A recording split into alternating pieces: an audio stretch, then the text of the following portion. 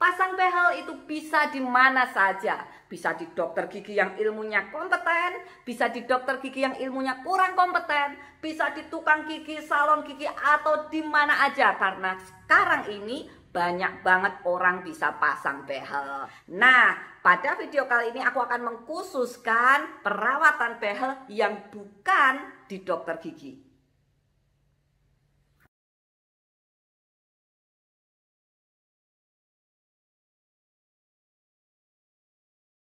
Halo konco-koncoku, seandainya ketemu lagi dengan dokter gigi Pipin Ikawati dari Jogja yang istimewa. Sejujurnya pasang behel itu gampang banget. Makanya jangan heran kalau di mana-mana sekarang banyak orang menyediakan layanan untuk pasang behel.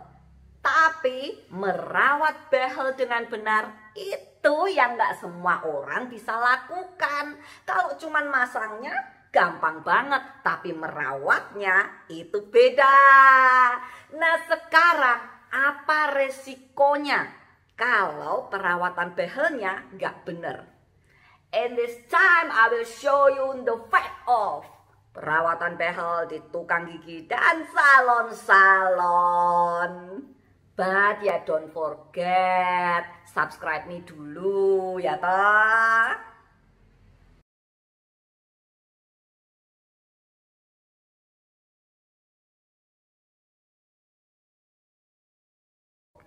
Baru-baru ini aku kedatangan seorang pasien. Pasiennya bilang gini, aku pengen mengembalikan gusiku ke keadaan yang sedia kala. Nah, tak lihat dulu. Ketika aku melihat tanda-tanda yang mengenaskan di kasus ini, dan akhirnya pasiennya juga menyatakan bahwa dirinya melakukan perawatan behel di tempat yang namanya bukan dokter. Ini adalah foto ronsen dari pasien. Nah, sekarang tak tunjukin dulu contoh dari tulang yang sehat. Dari semua ini aku lihat tulang yang paling sehat itu di daerah belakang bawah ini karena nggak ada behelnya ini. Nah, jadi kayak gini ya, penampakan tulang yang sehat itu yang pertama ada garisnya di dekatnya akar. Nah, garis tegas ya toh. Terus tak deketin lagi. Nah, ada garis yang tegas.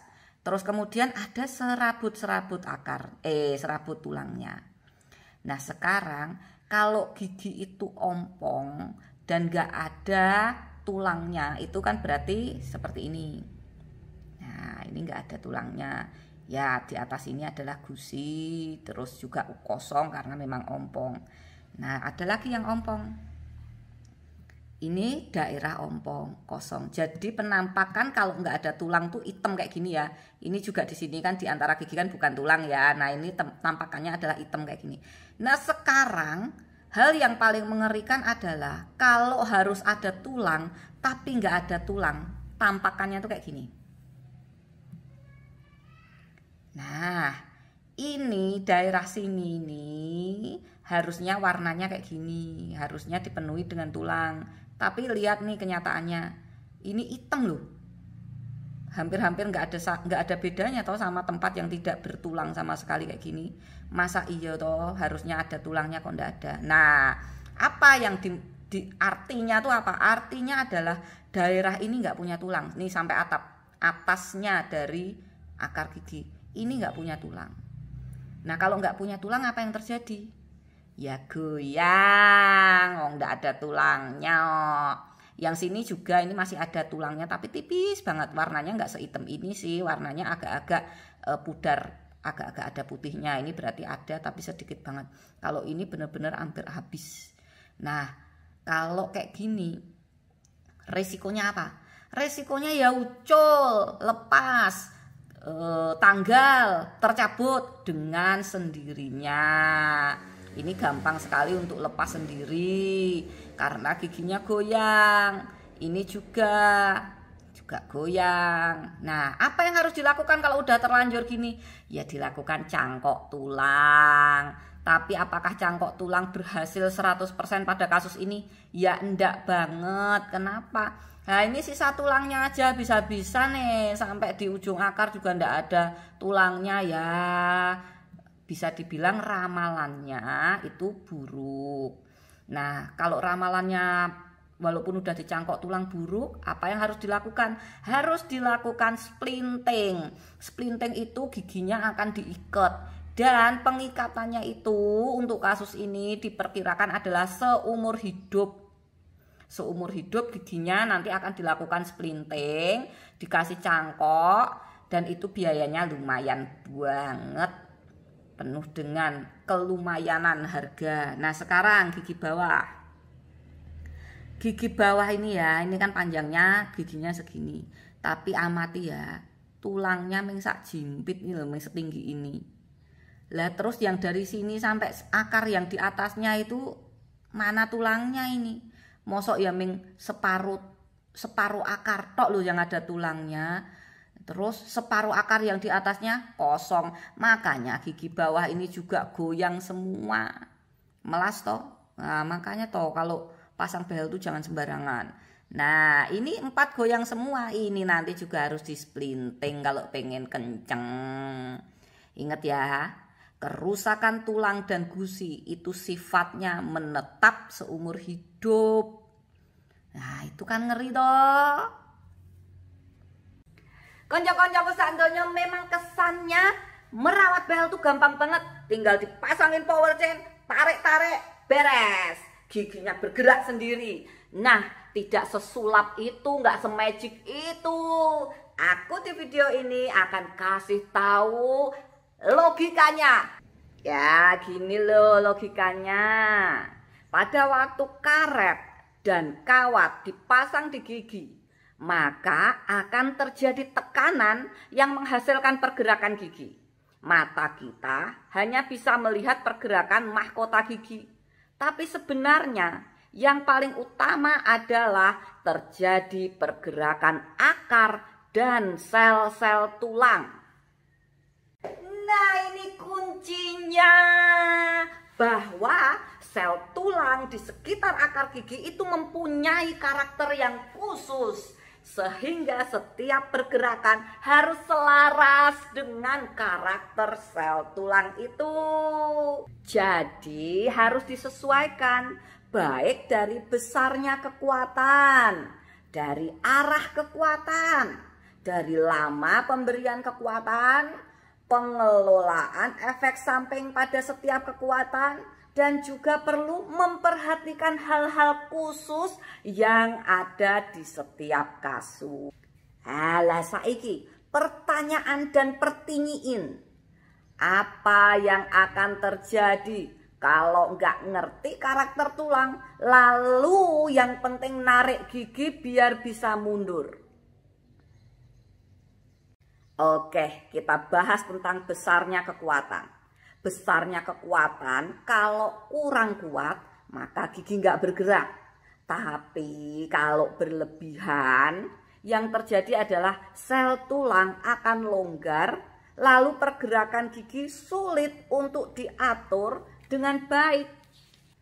Nah, yang kedua, merawat behel tuh perlu ngerti tentang arah kekuatan yang harus digunakan.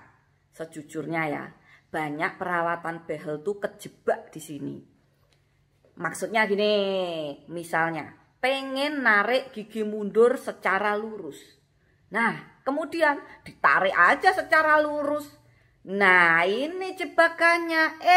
Tahu-tahu walaupun gigi udah ditarik secara lurus, lah kok giginya malah jadi modot tambah panjang. Nah, aku ajak konco-koncoku mikir secara logis.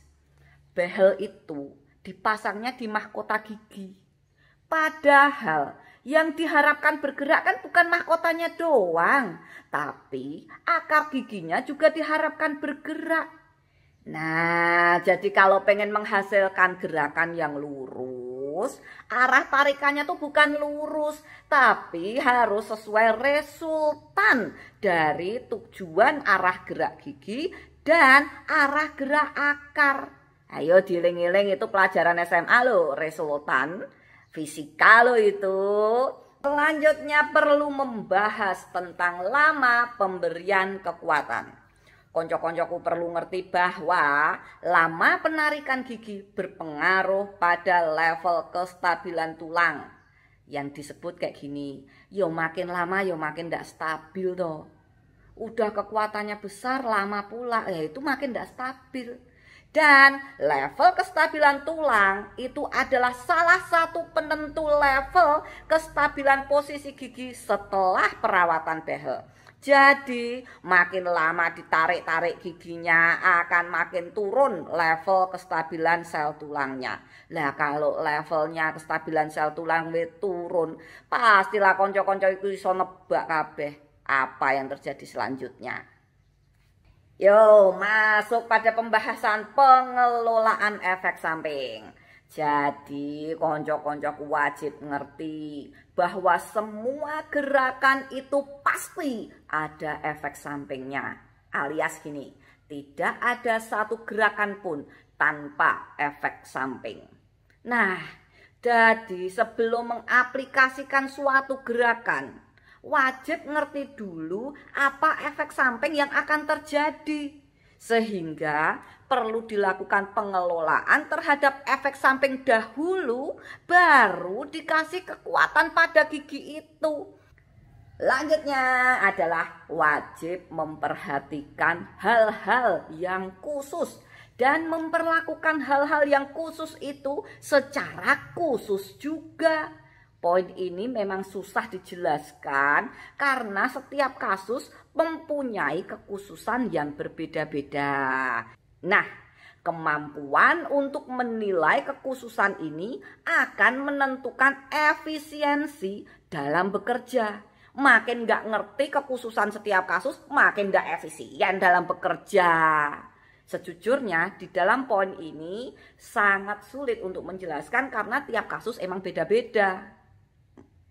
Sebenarnya ya, kalau tak jelasin satu persatu dengan sangat rinci, itu besok baru selesai. Tapi konco-koncoku sak donya kan perlu mengetahui ilmu kedokteran gigi sambil berbahagia. Sedikit-sedikit yang penting roto. Nah, karena waktunya udah selesai, aku tak pamit dulu. Thank you for watching, nanti rampung. Dah.